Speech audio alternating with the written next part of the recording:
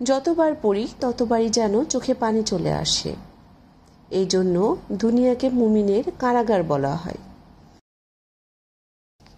জান্নাতের সার্টিফিকেট প্রাপ্ত সাহাবী তালহা ইবনে উবাইদুল্লাহ রাদিয়াল্লাহু আনহু প্রতিদিন নবীজির পেছনে ফজরের নামাজ পড়েন, কিন্তু নামাজে সালাম ফেরানোর সাথে সাথে তিনি মসজিদে না বসে তাড়াতাড়ি বাড়ি চলে আসেন।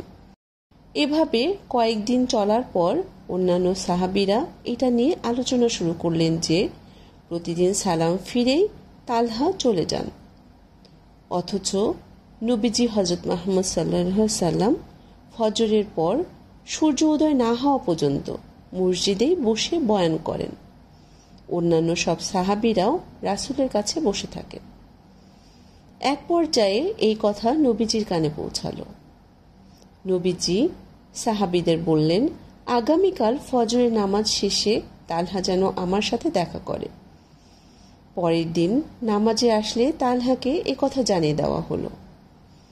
ফজরের নামাজ শেষ, তালহা বসে আছেন নবীজির সাথে দেখা করার জন্য। এক পর্যায়ে নবীজি তালহাকে ডাকলেন। নবীজি অতি মোলায়েম কণ্ঠে তালহাকে বললেন, তালহা, আমি কি তোমাকে কোনো কষ্ট দিয়েছি?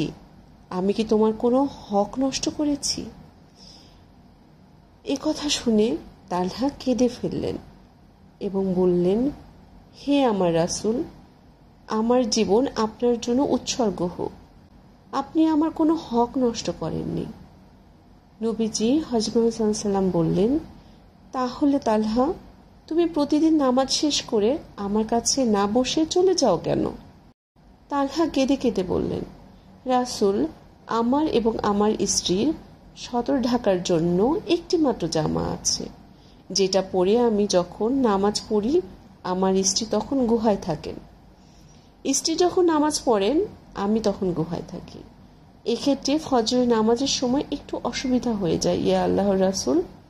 ফজরের নামাজে আসার সময় আমি আমার স্ত্রীকে একটা গুহায় রেখে আসি। এমতো অবস্থায় আমি যদি নামাজ শেষে এখানে বসে থাকি তাহলে তো আমার স্ত্রীর নামাজটা কাজা হয়ে যাবে। এজন্য আমি নামাজ শেষেই দৌড়ে চলে যাই। তালহার কথা শুনে আল্লাহর রাসূল দরদর করে কেঁদে ফেললেন। নবীজির দাড়ি বেয়ে চোখের পানি পড়ছে। সাথে সাথে নবীজি তালহাকে জানিয়ে দিলেন, তালহারে, নিশ্চয়ই তুমি জান্নাতে যাবে।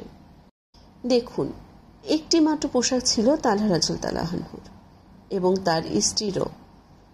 তারপরও আল্লাহর প্রতি কোনো অভিযোগ ছিল না, ইবাদতের প্রতি কোনো অজুহাত ছিল না।